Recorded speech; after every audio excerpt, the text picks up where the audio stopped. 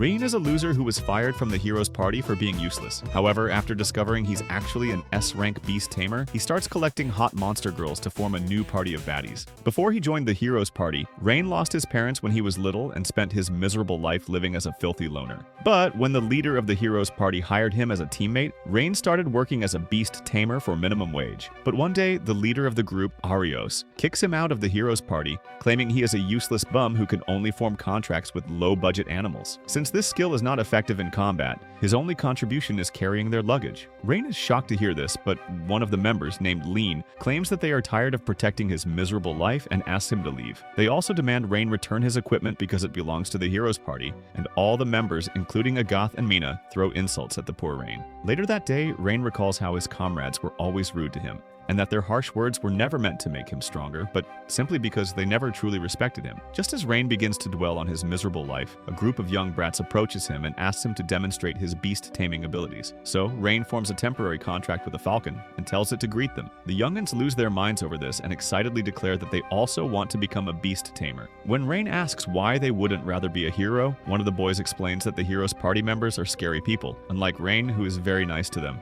They claim they want to become an adventurer and travel across the country, which sparks an idea in Rain's mind. So, a few moments later, Rain goes to the Adventurers Guild and meets the receptionist named Natalie. Since he has no idea how to register as an adventurer, when she realizes that Rain is a beast tamer, she tells him that all applicants must go through a basic trial to become a registered adventurer. But just as he completes the first half of the trial, Rain hears a scream coming from the woods. He immediately rushes to investigate and sees a giant D-rank monster called a killer tiger about to attack a helpless girl. So, Rain springs into action and uses the knife he bought from Temu to strike the tiger, but the weapon breaks on impact. As the tiger advances towards him, Rain tells the girl to run, ready to sacrifice his life for this random anime chick. But surprisingly, the girl launches herself into the air, and just as the tiger is about to strike him, she lands a powerful kick on its back, defeating the monster in an instant. Rain is shocked to see this and quickly realizes that the girl is a cat spirit, one of the rarest beings in the world. As an ultimate species, the girl has unique abilities, but when she passes out from exhaustion, Rain manages to catch her just in time. A few moments later, the girl introduces herself as Kanahde, and it turns out that her species cannot use magic, but they've evolved to have athletic abilities.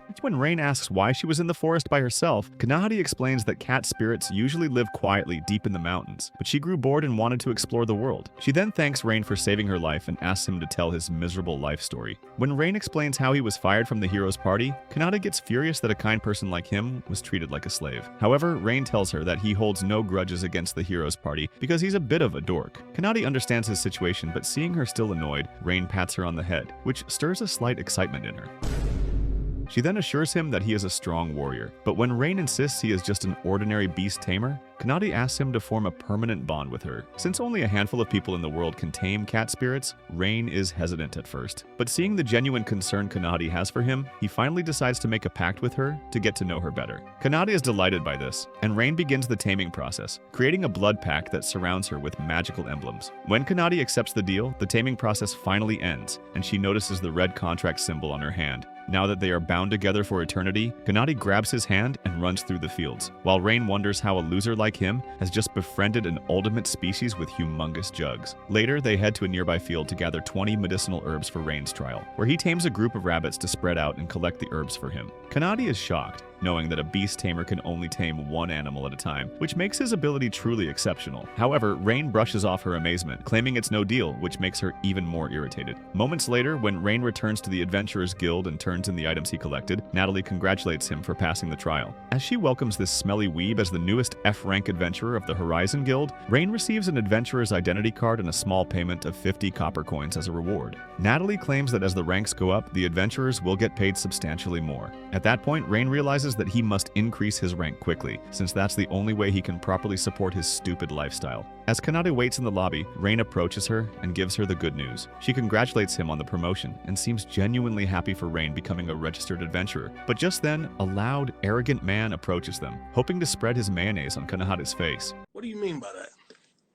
He approaches the cat spirit and wonders how an ultimate species is roaming free in their town. Then, the man starts insulting Kanahde, telling her to ditch the weak-looking guy and come with him. But Kanahde sticks by Rain's side like a pet dog. So, when the weirdo starts hurling more insults at them, Kanahde explains that Rain has used his ability to tame her, But the man bursts into laughter, claiming that a powerful cat spirit could never be tamed by a pathetic beast tamer. To prove his point, the man challenges Rain to an arm wrestling match, declaring that he will take Kanahate if he wins. The man grabs Rain's hand with a smug look, clearly thinking he has already won, but as soon as the match starts, Rain slams his hand onto the table with incredible force. As the man crumples to the ground in pain, Natalie appears in the scene and apologizes for the commotion. But when he grabs her skirt like a freak, she loses her temper and smashes a table over him, knocking him out cold. After things calm down, Rain looks at his own hand, completely shocked by his newfound strength. Kanade explains that it's a side effect of their blood pact, because when a tamer forms a contract with an ultimate species, a portion of their power is transferred to the master. Rain's dumb brain had no idea this was possible, mostly because no one in history had ever successfully tamed an ultimate species before. Later, the two take on their first official quest as a team to gather medicinal herbs, but Kanade seems a little depressed as she imagined the life of an adventurer would be more exciting, like gathering rare items and rescuing captured princesses. But Rain explains that as a new F-rank adventurer, he needs to start with the basics to gain experience. To make matters worse for her, a group of bunnies that Rain is using collects a huge pile of herbs in no time, while she has barely found any. Just then, Kanahata hears a loud scream in the distance, and they immediately rush over to find a group of bandits threatening an old man. Kanahata recognizes them as members of the Ibn Fangs, a notoriously dangerous group of robbers, and suggests they fall back and get help. However, Rain knows there isn't enough time and resolves to save the old coot himself. Seeing his determination, Kanade is glad they're on the same page and gets ready to support him. As they launch a coordinated attack, Rain distracts the bandits while Kanade swoops in to protect the old man. Kanade was initially worried that her immense power might be too much for Rain's body to handle, but seeing him effortlessly controlling that power, she starts leaking yellow fluid. Yeah, boy.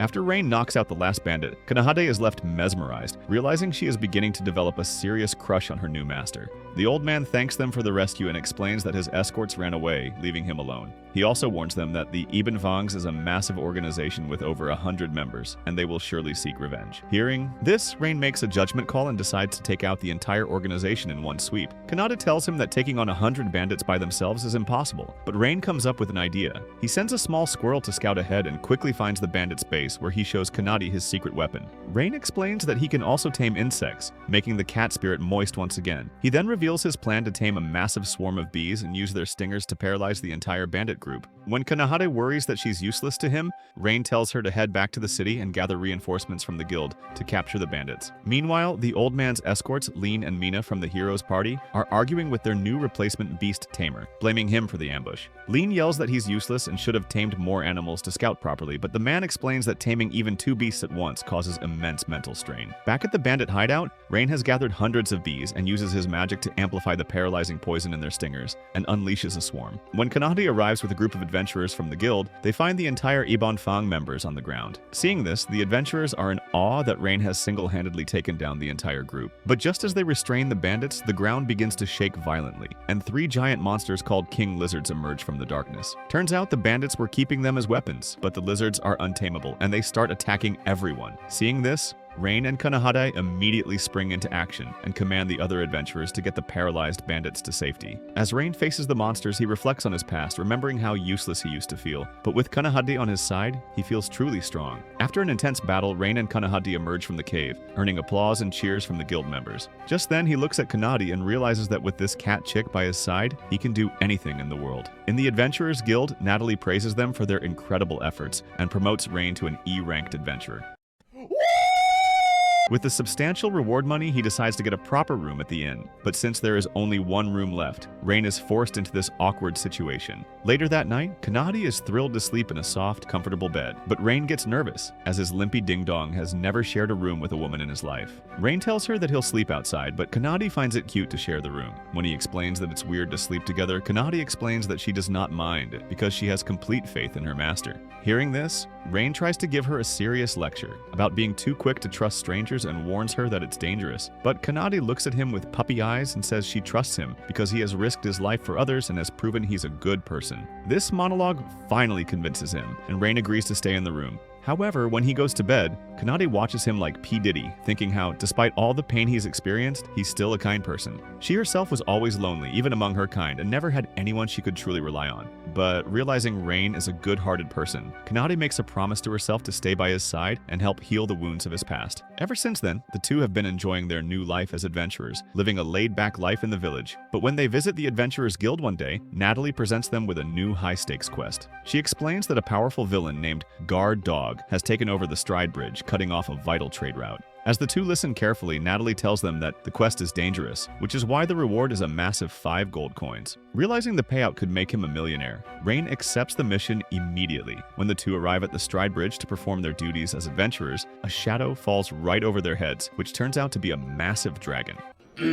Within seconds, the dragon descends from the sky with a ground-shaking thud, and as the dust settles, it transforms into a red-haired girl with horns and exquisite juggernauts. She introduces herself as Tanya, a member of the dragonoid race, which is another one of the ultimate species. Tanya explains that she has been using the bridge as a training ground, looking for worthy opponents to fight. Initially, Rain is unsure if they can actually take on a dragon, but Kanade encourages him because she is also an ultimate species. When Tanya rushes towards Rain with blinding speed, he barely manages to block her strike, but the dragon girl is also impressed because she is used to defeating adventurers with a single hit. She then unleashes a torrent of fire from her mouth, causing both Rain and Kanade to leap out of the way, but the tip of Kanade's tail gets burned. Furious, Kanade lunges at Tanya, and the two ultimate species clash in a flurry of punches and kicks. Seeing an opening, Rain jumps in to help his partner, but Tanya effortlessly blocks both of their attacks, spins them around, and launches them high into the air. Tanya gathers her energy and fires a massive fireball at them, but the adventurers quickly push each other's feet at the last second, propelling themselves away to narrowly avoid the attack. Rain realizes they can't win a direct fight, and asks Kanade to buy him 3 minutes to execute his new plan. The cat girl agrees and launches herself at Tanya with full force.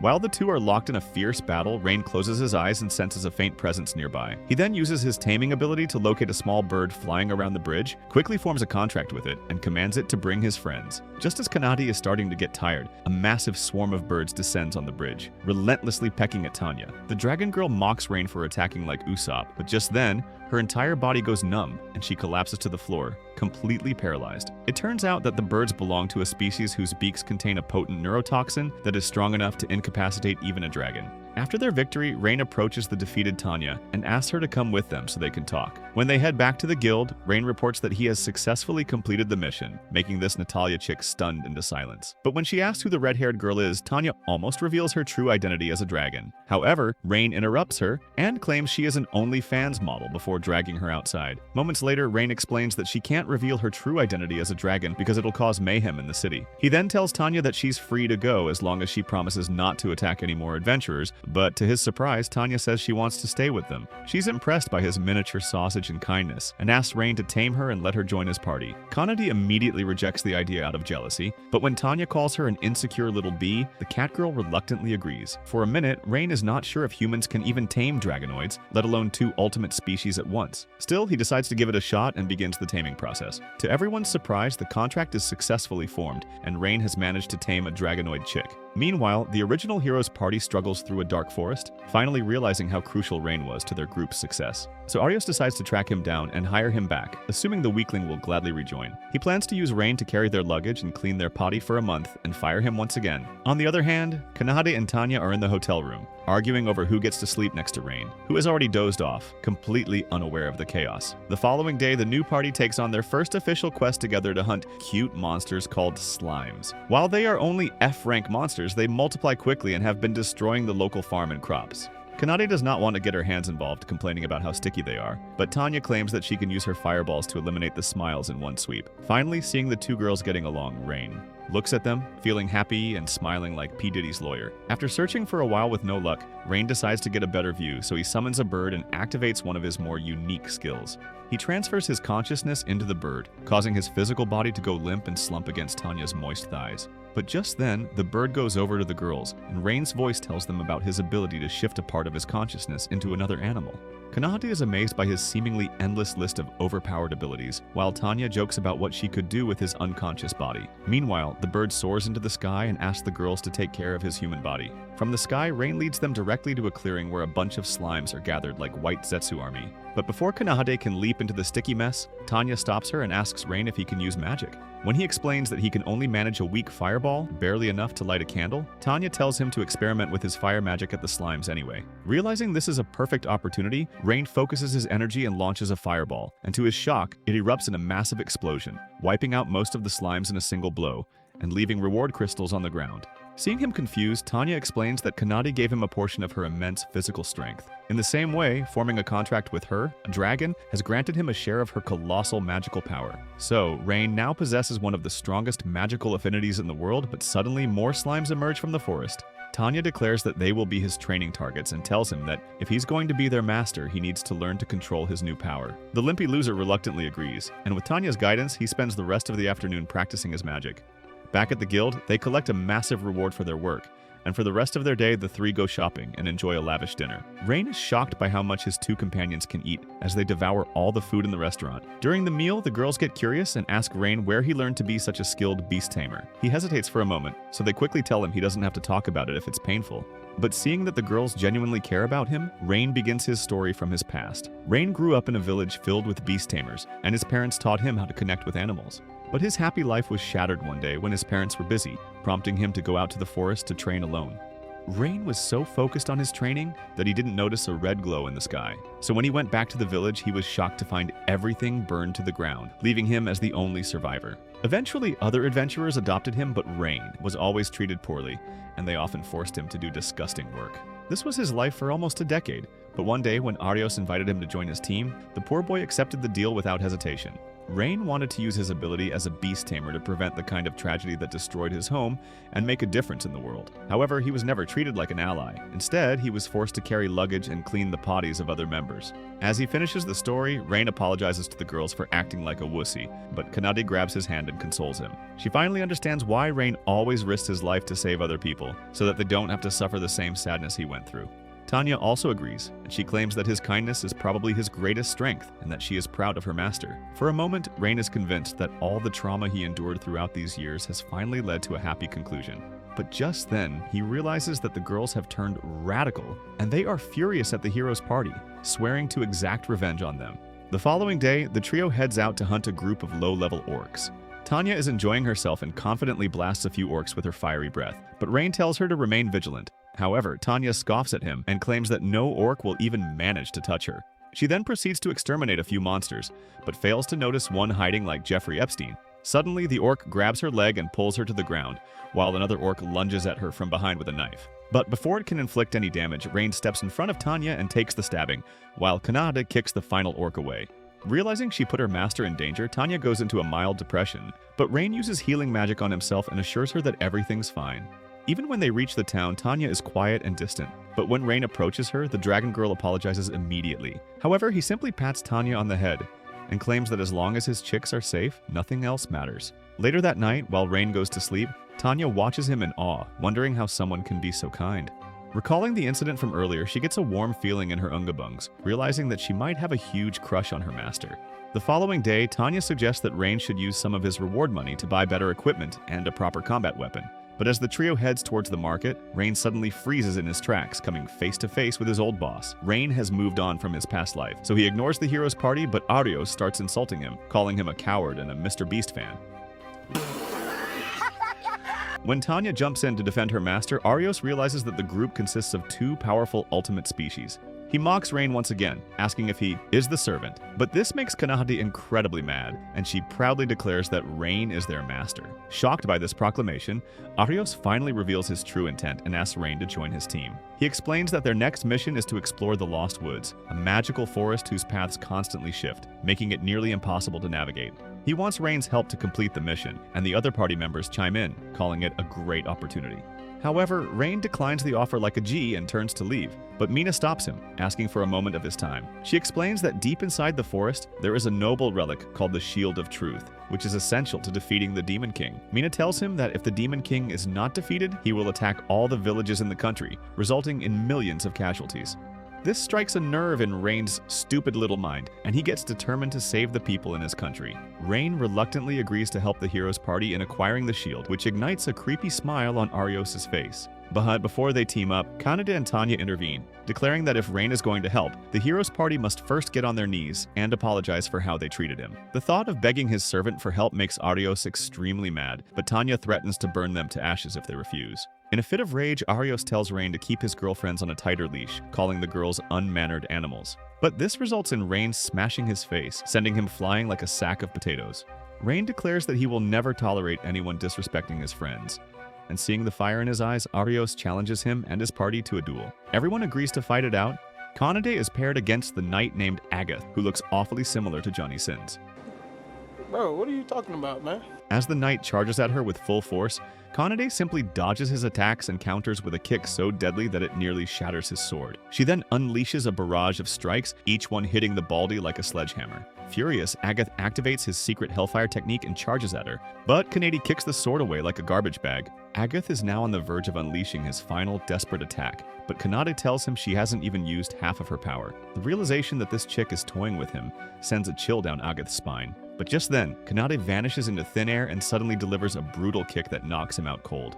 On the other hand, Tanya is paired with the two mages of the hero's party, Lean and Mina. Thinking they are the most powerful witches in Japan, they launch their most powerful spells at her, but Tanya stops them by simply snapping her fingers. Lean starts getting paranoid and unleashes even more brutal attacks on her, but Tanya gobbles them up like a sausage in a girl's hostel. Seeing them struggle, Tanya explains that she is using Material Canceller, an ancient art that can deconstruct a magical spell from its core. The hero's party mages realize they are no match against her, so they decide to merge all their remaining powers into one last attack. However, Tanya turns up the heat and summons the magic of the ultimate Dragon Queen, turning the entire sky red as hundreds of magical crystals materialize above them. As she begins chanting a legendary spell to unleash the crystals, Leon and Mina are overcome with terror, convinced that they are about to die. As they break down in tears, begging and pleading for forgiveness, Tanya gets ready to strike them down. But just when the hell breaks loose, she cancels the attack, revealing it was just special effects. On the other hand, Rain faces his former boss and Arios rushes in to finish the fight immediately. But Rain manages to dodge every single one with minimal damage. He realizes that while Arios is fast in combat, his power is weaker and more predictable compared to Tanya's overwhelming strength.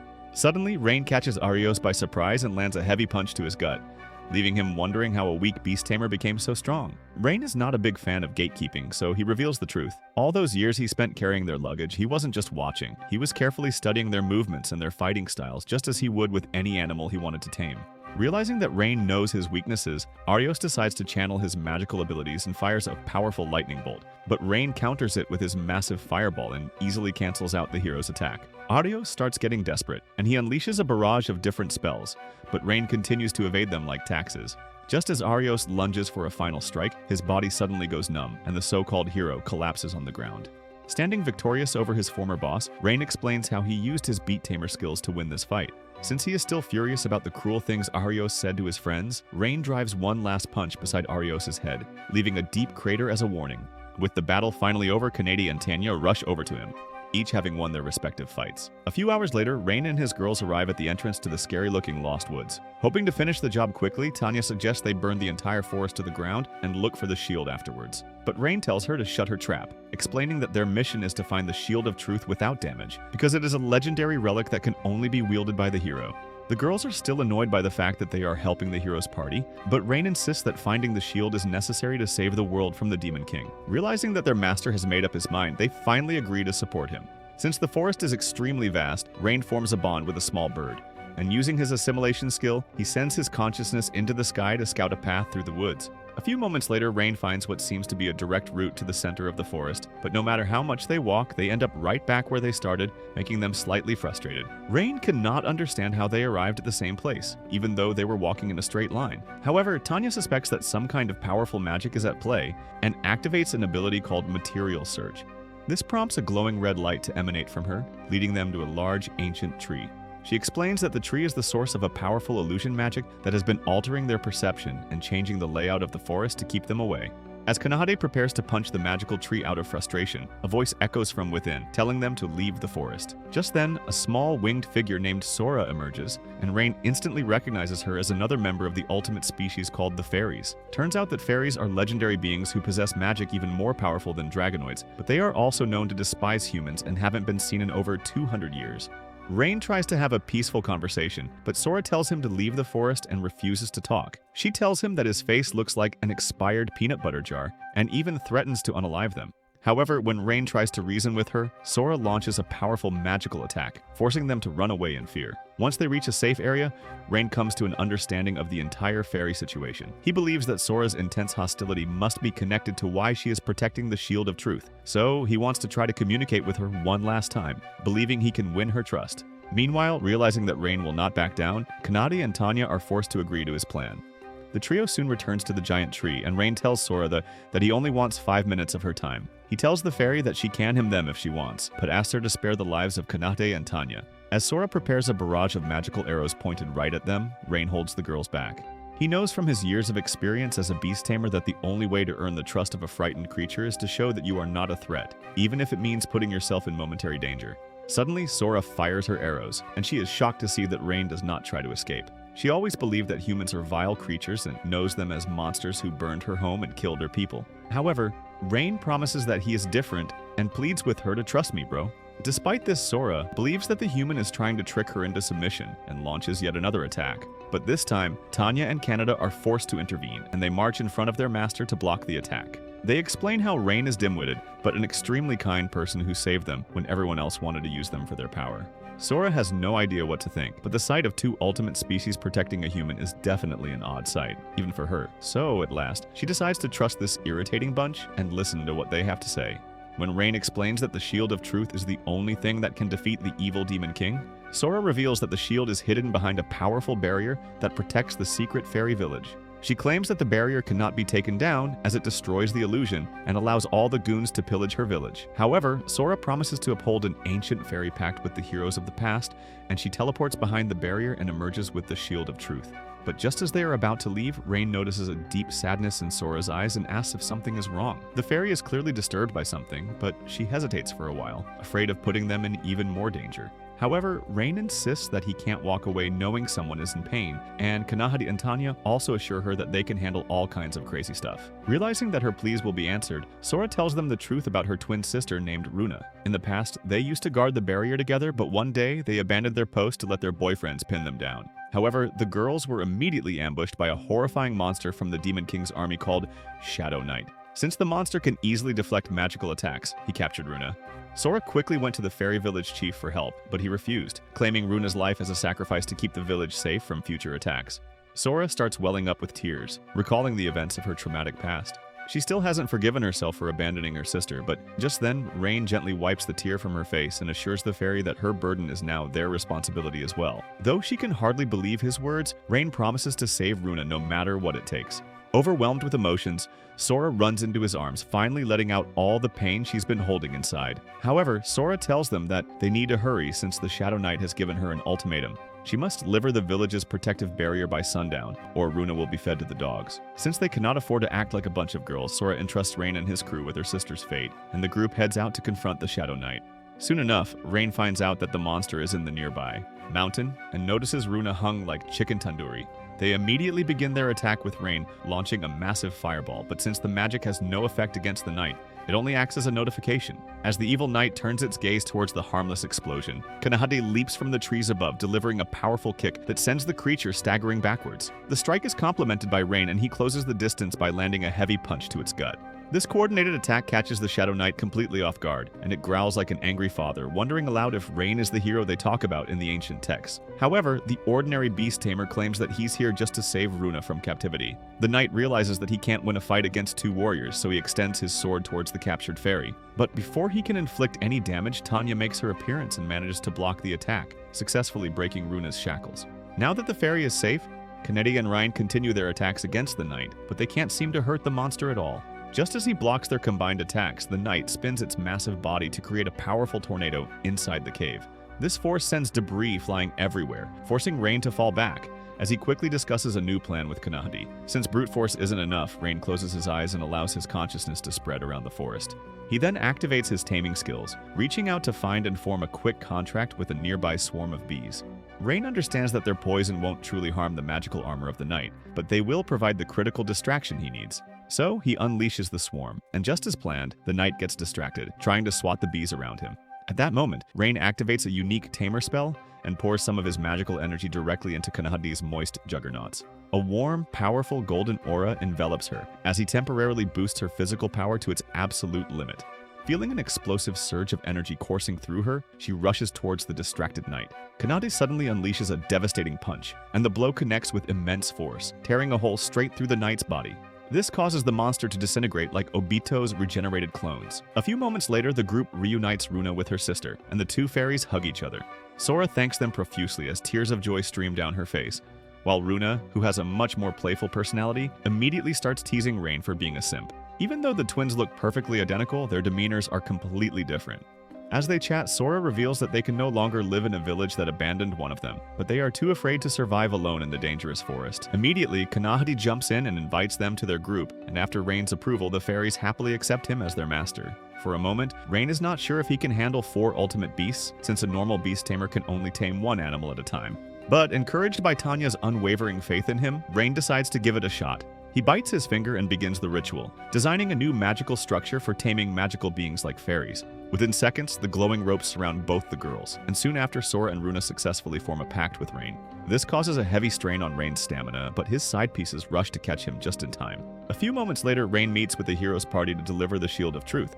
But Arios is skeptical of him, wondering if he brought a counterfeit shield. Since they couldn't complete the task in a week, Rain's speed of delivery raises many alarms. However, Mina carefully monitors the shield and assures the group that it is unmistakably genuine. As Rain collects his reward of 20 gold coins and prepares to leave, Agath stops him, hoping to stick him inside a washing machine. The Japanese Johnny Sins admits that the hero's party is struggling without Rain's support. With a surprising respect in his voice, he formally asks Rain to rejoin them, and even promises better pay and mutual respect. All the other members agree, but Rain looks over his new friends waiting for him.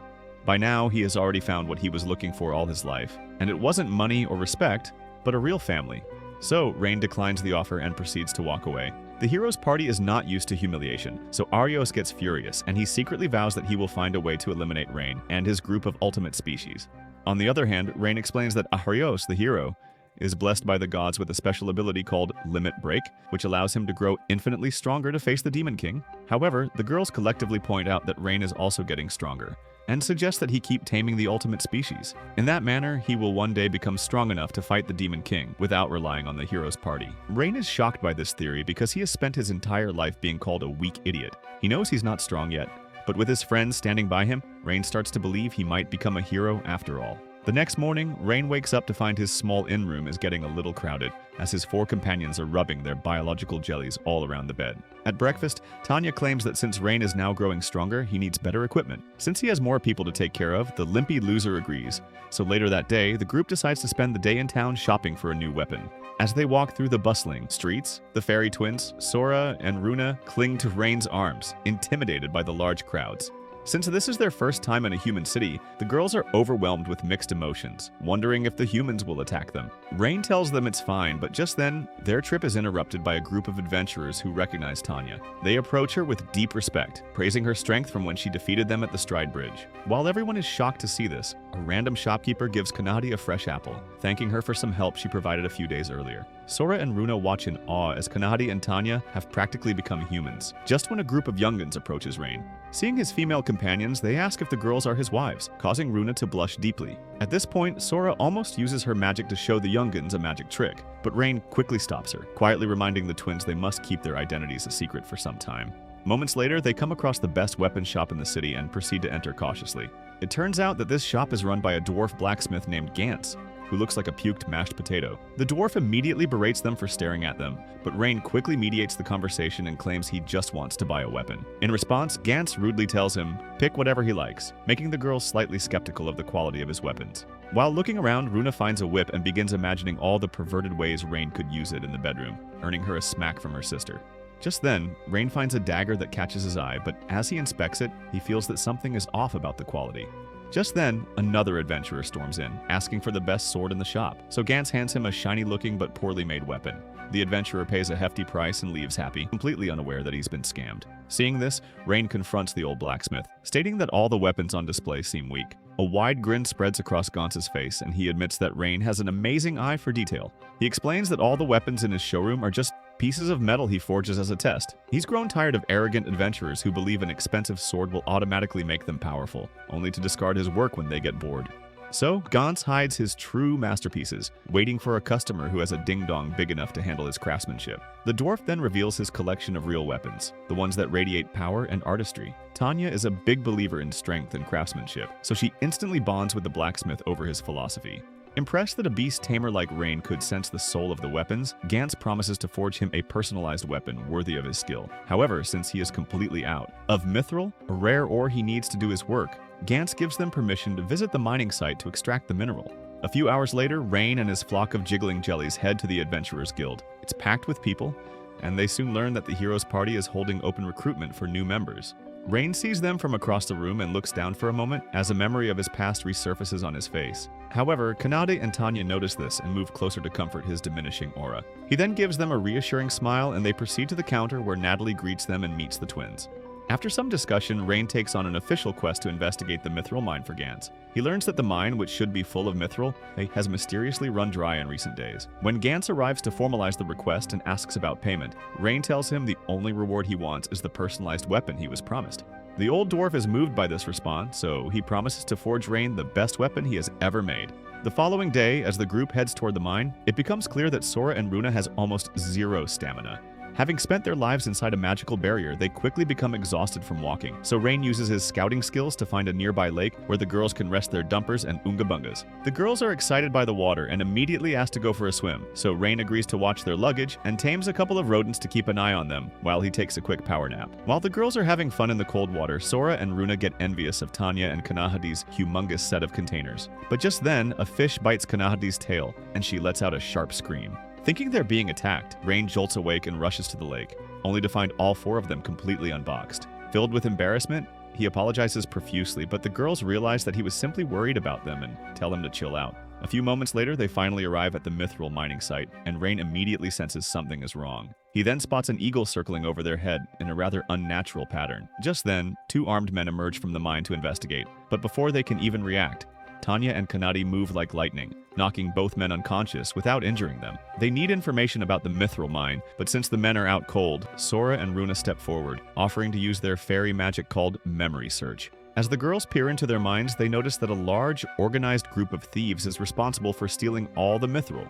As a reward for their help, the twins ask for head pats, which Rain happily gives them, much to the jealousy of his other two companions. After processing the information, Rain tells his group to get ready, because based on the bird's movements, he is certain that the mithril thieves have a beast tamer of their own. Inside the mithril mine, the main group of thieves is notified that their scout members have been defeated. The enemy beast tamer gets furious and promises to exact revenge on the attackers, while Rain and his crew slowly walk inside the mine. Before they can prepare for an attack, Rain's party descends upon them. The thieves' mages launch a massive fireball, but Sora and Runa step forward, calmly casting a spell that absorbs the attack completely. The mages try again, but the twins use a counterspell, extinguishing their magic at the source. While the mages are left powerless, Tanya and Kanade make quick work of the rest of the thieves, knocking them out with calculated strikes. Now that the goons are taken care of, Rain confronts the group's leader, who is also a beast tamer like him. When he asks what they want, Rain tells him that he is here to help Gantz and his sword-making business, making the enemy even more furious. But when Rain tells the man to surrender, the tamer lunges at him. Rain easily deflects his attack, and within seconds, he knocks the beast tamer to the ground with a single punch. Acting like Draco Malfoy, the enemy tamer plays his final card and activates a powerful summon, causing a terrifying creature to emerge from the depths of the mine. Rain and his crew recognize the monster as a B-rank monster called a Behemoth and claim that taming such a beast is practically impossible. Hearing this, the enemy beast tamer reveals his secret and explains how he has practically raised the Behemoth like its mother. Due to this bond, he claims he does not need to tame this beast to control it. Suddenly, the Behemoth roars and slams its fist into the ground, causing the entire mine to shake and crumble. When debris begins falling from the ceiling, Rain knows he can't fight in these conditions, so he signals Kanahade with his plan. The girl understands immediately and begins hurting the unconscious thieves outside the mine for their safety. Meanwhile, the fairy twins are worried about leaving Rain by himself, but the Giga Chad assures them that he'll be fine. The enemy beast tamer has gained a newfound confidence using this monster, and the battle continues. On the other hand, Tanya walks outside the mine and agrees to watch over the prisoners, while a worried Kanade rushes back in to assist her master. Inside the collapsing mine, Rain is struggling to dodge both the falling rocks and the Behemoth's relentless attacks. Just as a massive boulder is about to crush him, Kanade appears, pulling him out of the way at the last second. After finding out from Kanade that everyone is taken to a safe location, Rain quickly explains the new plan. He will act as a distraction to confuse the Behemoth, while Kanade takes control of the enemy beast tamer's flagpole. Rain explains that, since the monster is bound to its master's will, capturing the enemy beast tamer is the key to stopping this madness. Just then, the man appears right in front of them, promising to eliminate Rain and his chick to protect his illegal mining operation. Suddenly, the Behemoth charges out of nowhere, forcing the two to spread out in panic. So, Rain distracts the monster with a fireball, and Kanade uses the opening to subdue the enemy beast tamer. However, the man refuses to lose, so he screams a command for the Behemoth to continue its rampage, even if it means they all die in the collapsing cave. This causes the monster to become even more paranoid, and as Rain dodges another devastating blow, he knows he has to try something drastic before the entire mountain crumbles into dust. So, Rain decides to trust in the power his friends have given him, and unleashes the full potential of his own taming abilities. He focuses all of his energy, not on the monster, but on the magical bond between the Behemoth and its master. In an instant, the Behemoth freezes mid-swing, and the taming emblem on the enemy tamer's hand disappears. Rain has just managed to use his power to overwrite the existing beast contact, severing the connection and taking control of the Behemoth for himself. The thief is in disbelief, screaming that he spent his whole life raising the creature. But just then, the confused monster turns on his former master like Orochimaru. To save the thief from being killed by his own creation, Rain is forced to put the Behemoth down with a powerful attack right on its chest. Outside the cave, the captured thieves confess everything. It turns out that they were all aspiring adventurers who had been scammed by Gantz. They bought his worthless display weapons, and stealing his mithril was their misguided attempt at revenge. Later, when Gantz hears this, he is filled with shame and regret, realizing that his test was the root cause of the whole incident. Despite this, Rain comforts him, telling him that everyone makes mistakes, and encourages him to make things right by dedicating himself to his craft from now on. Back at the Heroes Party headquarters, Arios is holding interviews for a new beast tamer, but he rejects every single applicant. He scoffs at one tamer for only being able to control a single beast and asks if he can tame an ultimate species. However, the main shrieks in horror, claiming that the ultimate species can never be tamed by a human being. Seeing this, Mina points out that they are turning away the strongest tamers in the nation simply because they don't compare to Rain. But Arios gets furious at her and tells her to go to bed. While his desire for revenge continues to grow, he clutches a strange dark ring in his hand that's eerily similar to the one inside Kinder Joy.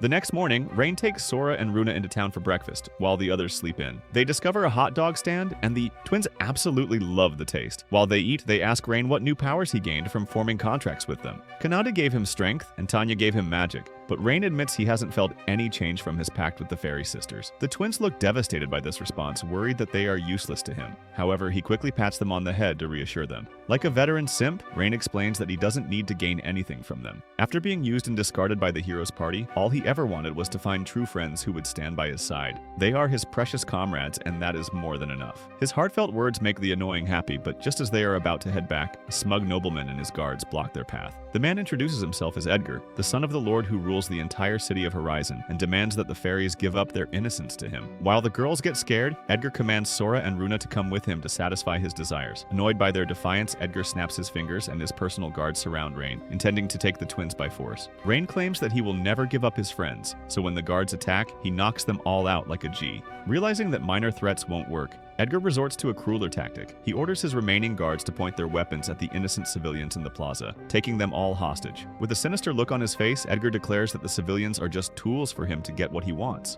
At this point, Rain is caught in an uncomfortable situation as he can't save everyone at once. Sora and Runa offer to use their powerful fairy magic, but Rain cannot let them reveal their true identities in front of everyone, since it'll ruin their chance at a normal life. As he assesses the situation, Rain feels a new power surge within him. He realizes he has gained a new ability to cast multiple spells simultaneously from his contract with the fairies. So, Rain summons dozens of small magic sigils, each one generating a non-lethal fireball. He then unleashes the volley, and in a flash of light, all of Edgar's guards are disarmed and unconscious, while all the civilians leave unharmed. Defeated like a noob in Fortnite, Edgar swears to exact revenge and flees the scene, while the townspeople thank Rain for his heroism. Just then, an old woman warns him to leave the city immediately, fearing the Lord's retaliation. From a distance, Arios watches the scene unfold with a sinister smile, pointing the dark ring in Rain's direction.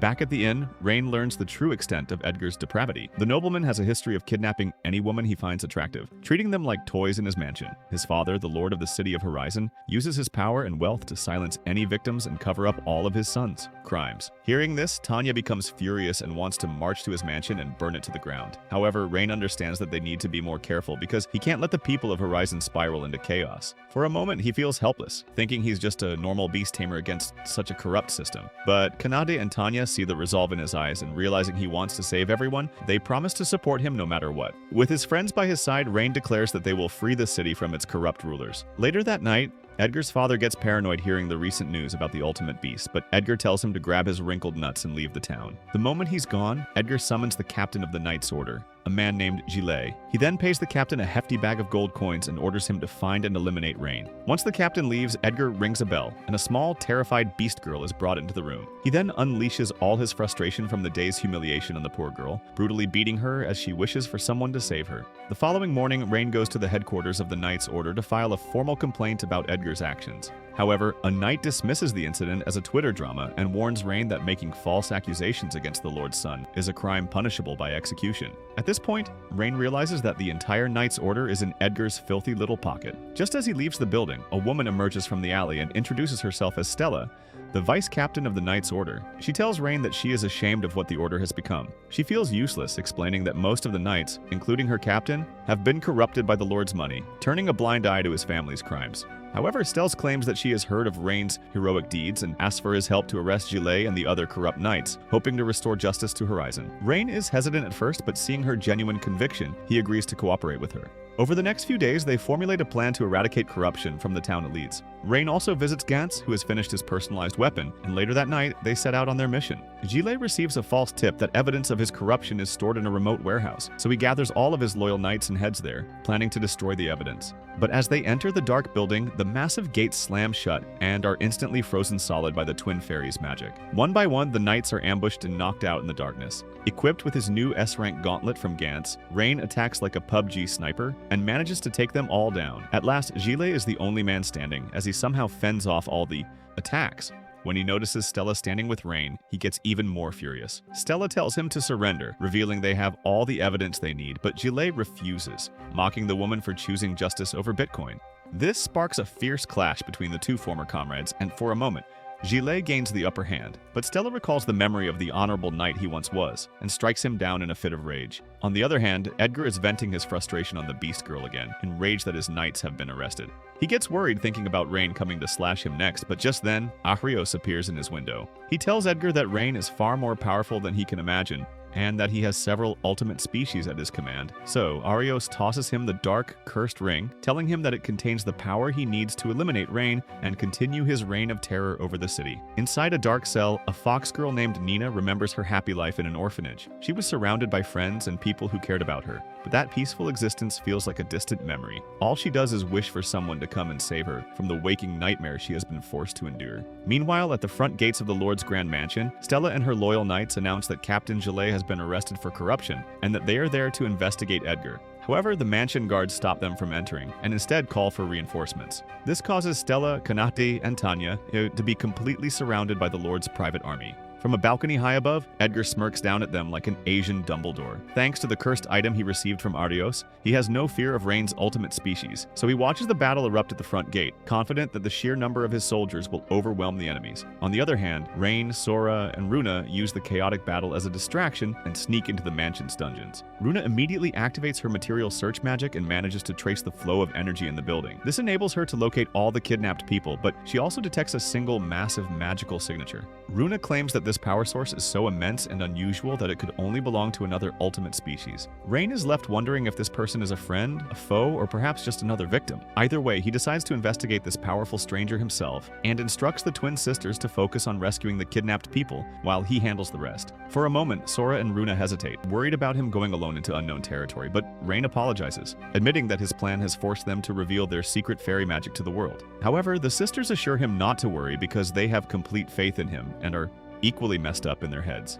With that, the group split up. each carrying out their own critical mission. Rain follows the potent, magical signature to a heavily reinforced door. He breaks the lock and opens it, and is shocked by what he finds inside. A young girl named Nina with a foxtail lies injured and chained on the floor, and he immediately recognizes her as a member of the fox spirit, a demigod species even stronger than a typical ultimate species. So Rain quickly rushes to her side and casts a healing spell to mend her wounds, but Nina is filled with pent-up emotion. She starts crying as she tells him her name and collapses into his arms, overjoyed that someone has finally come to save her. A few minutes later, Nina begins telling him the horrifying story of her capture. A few years ago, Edgar and his goons approached her, but she refused to go with him. In response, he gathered all the innocent children from her orphanage and threatened to eliminate them one by one if she didn't surrender.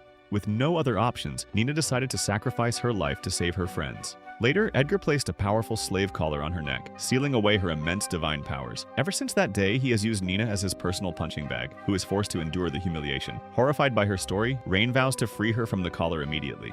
Nina warns him that it is impossible because the collar is protected by a deadly curse, and any attempt to remove it will result in a fatal backlash of magical energy. However, Rain extends his hand to remove this piece of technology from her neck. Even when Nina begs him to stop, Rain refuses to give up and tells her he wants to sniff her armpits later. So he channels all his taming energy, combined with the strength given to him by his friends, and focuses it all on the collar. The cursed magic electrocutes him, causing immense pain, but Rain pushes through the agony and shatters the spell, freeing Nina from her prison for the first time in years. Outside the mansion, the battle is going exceptionally well, as Kanada and Tanya are effortlessly defeating Edgar's guards, treating the fight like a video game. The remaining soldiers, in a desperate move, try to use some of the terrified mansion staff as human shields, but before they can, a volley of fireballs rains down from the sky, incapacitating them all without harming the hostages. Just then, Sora and Runa appear, announcing that they have rescued all of the captives and have already teleported them to a safe location. Now that all the innocent people are out of the way, the girls no longer have to hold back their true power. Back inside, Rain's group reunites in the main hall to discuss strategy. Everyone is shocked to see a new chick on Rain's back, but Kanahade, captivated by her fluffy tail, immediately starts cuddling her. Just then, the lord of the mansion appears, shocked to find them so deep inside his home. Rain uses his gauntlet to restrain him, and Stella moves in to make the arrest like a top G. But before they can celebrate, Edgar makes his appearance. Without further ado, he activates the cursed ring, and a shadowy, grim, Reaper-like figure materializes from it. The Reaper swings its scythe, and a wave of dark energy hits Rain, who collapses to the ground. From a distance, Arios senses the ring's activation and smiles, believing his rival is finally eliminated. But a few seconds later, Rain sits up, acting like nothing ever happened. Everyone is stunned to see this because the Reaper had cast an instant death spell, which should have eliminated him immediately. So, to test her theory, Runa casts a powerful poison spell on Rain, which also has no effect on him. She then explains her suspicion. After forming a contract with the Fairy Sisters, Rain gained 2 new abilities. The first was the multi-spell casting ability, and the second, they now know, is a complete nullification of all magical powers. Meanwhile, Edgar is furious that his trump card has failed, but this anger feeds into the ring, and its vile power surges, eventually consuming Edgar in his entirety. His body is covered in a black, slimy substance, and he transforms into a grotesque, powerful demon. But Rain is frozen in fear as he recognizes the demonic presence. It's the same monster that destroyed his village and eliminated his family. The demon, now fully formed from what was once Edgar, looks down at Rain and his party with pure malice. It declares its intent to slaughter every last person in Horizon before flying off toward the city center. Rain knows he has to stop it because he cannot let the fate from his past repeat again. His friends offer their total support behind him, making him feel extremely proud of them. Nina also wants to join the fight, but Rain tells her she has been through enough and asks the girl to shut her trap and stay safe. On the other hand, the demon unleashes its power on the unsuspecting city, causing massive explosions that burn down streets and homes. Just as it prepares another blast, Kanade launches herself from a rooftop, delivering a kick that sends the demon crashing to the ground. Within seconds, Rain and the rest of the party land around it, ready to take it down in a battle. The group attacks the monster in a perfectly coordinated storm of power, as if they learned it from Marvel movies. Kanade starts with a flurry of punches, knocking the demon toward Tanya, who smacks it down from the air. To amplify the damage, Rain uses his gauntlet to fire restraining shots, while Sora and Runa unleash a massive thunderbolt spell from above. The attack creates a huge crater, but when the dust settles, the demon walks out of it without a single scratch. Scoffing at their efforts, the demon summons a massive horde of monsters that swarm the streets and the skies. The girls immediately deal with the first wave of monsters, but the demon reveals that it can summon an infinite number of these creatures. Using the chaos, it lands a powerful blow on Kanade and manages to injure her. Tanya immediately provides cover with a torrent of her fire breath, holding the main demon back, while Rain rushes to heal Kanade's wounds. However, the demon has started getting bored with the game and unleashes its true power, launching a devastating magical bombardment into the sky. Fiery projectiles rain down across the entire city, recreating the same horrific scene of destruction that haunts Rain from his childhood. However, this memory pushes him over the edge, and Rain boosts the powers of his friends, and they all launch an even more powerful coordinated strike. Even then, their attacks fail to leave a single dent on the demon's body. Just then, the demon summons an even larger army, including powerful dragons. He then uses the dragons as a living shield while he continues the destruction of the city for no real reason other than cinematic value. This puts Rain in an impossible situation because he can't fight the demon and protect the thousands of citizens at the same time. But suddenly, Sora and Runa step forward with a brilliant solution. They offer to use their fairy magic to open a huge portal and teleport every single resident to a safe location outside the city. As they put their plan into action, Arios and the hero's party are wondering if they should take part in the fight. Mina pleads with him to help, but Arios coldly refuses, stating that their only mission is Demon King. In reality, he is happy to leave Rain die at the hands of the very demon that killed his family. Meanwhile, the twins find Stella and the knights and begin coordinating a massive evacuation. At first, the terrified citizens are skeptical of the fairies, remembering old legends of their hatred for humans. But the hot dog vendor approaches them with a smile and walks towards the portal. He is then followed by the young'uns and other people Rain has helped, convincing everyone to trust the twins. As all the townsfolk gather inside the circle, the teleportation begins, but just then the evacuation point is attacked. However, the adventurers of the Horizon Guild arrive just in the nick of time, answering Natalie's call to arms.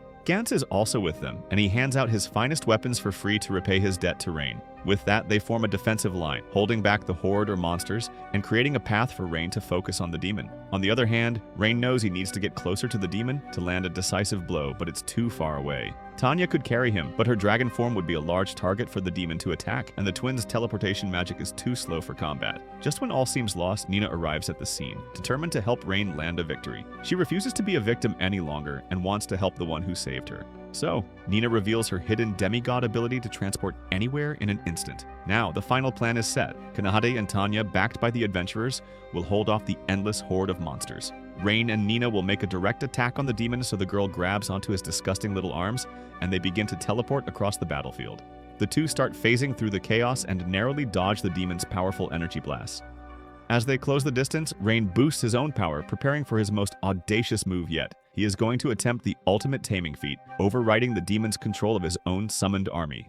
Suddenly, Rain lands on the demon's back and places his hands on him. A torrent of corrupt demonic energy flows into Rain, causing him excruciating pain. But the memories of his friends, of the family he has found, give him the strength to resist. At this point, Rain's taming power flares to an unimaginable level, and he successfully severs the demon's bond with his evil goons. With a final roar, Rain takes command of the entire dragon army, shocking the demon to its non-existent core. While the demon lord wonders what just happened, Rain commands the evil monsters to attack their former master. Within seconds, the so-called demon lord is annihilated by his own powerful offspring. With the battle finally over, Nina loses consciousness midair from sheer exhaustion. Rain catches her, but as they begin to fall from the sky, Tanya swoops in her dragon form to rescue them. They land safely on the ground, where the rest of the party, the knights, and the adventurers await the uninvited hero's return. A few days after the battle, the city of Horizon is in full recovery mode, buzzing with a newfound sense of hope. Nina, now safe and sound, tells Rain that she wants to stay with him and his friends, and officially join his party. Rain is hesitant at first, unsure if taming a demigod, a being of divine lineage, is even possible. However, when the girls rally around him, reminding him that he's already accomplished far greater and more impossible things, Rain decides to give it a shot. He performs the ritual, and in just a few seconds, he secures a fresh new cavity to insert his sausage. Kanade is thrilled to have a new, smaller sister. Tanya is eager to cuddle her, and runs jokes that she's glad to have a new younger sister who isn't as grumpy as Sora. Later, when they visit the Adventurers Guild, they meet Stella, who reveals that she has been rightfully promoted the new captain of the Knights Order, ready to forge a new era of justice for the city. She thanks Rain profusely, stating that Horizon would have been destroyed without him. Natalie then gives Rain more good news. For his role in defeating the demon and saving the city, all the adventurers in the guild unanimously agreed that he deserved a special promotion. So, this piece of garbage is being jumped directly from E rank all the way to C rank. With their party now reaching its 6th member, Rain tells Natalie that their small hotel room is no longer practical. So, Natalie cheekily suggests that instead of renting a larger room, they should just buy a house, secretly thinking it's the perfect way to keep her new star adventurer permanently settled in Horizon. The girls absolutely love the idea of having a real home where they can all live together, so Rain agrees to their demands like a simp. After looking at several disappointing properties, Natalie shows them the final option, a beautiful, spacious mansion with a huge yard and a massive bathtub. all for an unbelievably cheap price. Tanya is immediately suspicious of a deal that seems too good to be true, so Natalie reveals the catch. She claims that the house is haunted, which immediately terrifies Kanade, who is deathly afraid of ghosts. Natalie explains that the ghost mostly just plays harmless pranks like farting on their pillows, making the bathwater cold, or putting curry on the chair so it looks like you had an accident. While the others find this amusing, Kanade declares she would rather sleep outside. However, being the ringleader, Rain decides they should at least check it out before making a decision. They soon enter the dusty but surprisingly clean mansion. As they explore, Nina lets out a small sneeze, which makes Kanahata jump out of her skin. A moment later, the furniture begins to move on its own, and a ghostly voice warns them to get out, just when a spectral figure of a maid appears before them. The twins try to use their magic to exorcise her, but the ghost is agile and dodges their astral attacks. However, Tanya quickly realizes that the ghost has no offensive abilities, as its only power is to yell racial slurs at people. Knowing this, the ghost, whose name is Tina, decides to focus all her energy on the most vulnerable member of the group, Kanade. She corners the terrified cat spirit, but this turns out to be a massive mistake. Kaneda's fear reaches its absolute peak, and in a panicked frenzy, her instincts take over. As she lunges forward, her fear allows her to transcend her normal abilities, and her physical attack actually harms the ghostly form. Then the twins quickly create a magical barrier to trap Tina, and Rain steps in to calm the situation. He then reveals another one of his surprising skills he learned from an old man: how to tame phantoms. Rain demonstrates his power by taking control of Tina's movements, freezing her in place. Seeing no hope out of this, Tina tells them her story. She was a maid who worked in the mansion 30 years ago, but she was unalived by her cruel, womanizing master, and ever since that day, her spirit has been bound to the house. But instead of banishing her, Rain does something unexpected. He asks Kanahati if she thinks she could try to get along with Tina. Trusting him completely, Kaneda nervously agrees. So Rain turns to the ghost and asks if she would like to live with them as part of their party. Tina is stunned by his kindness, while the other girls smile like the Manchurian Candidate, explaining to her that this is just the kind of person Rain is. Touched by his offer, Tina happily agrees. In the meantime, Arios and the hero's party try to demand free supplies from a shopkeeper, but the man refuses, calling them cowards who did nothing while their city was under attack.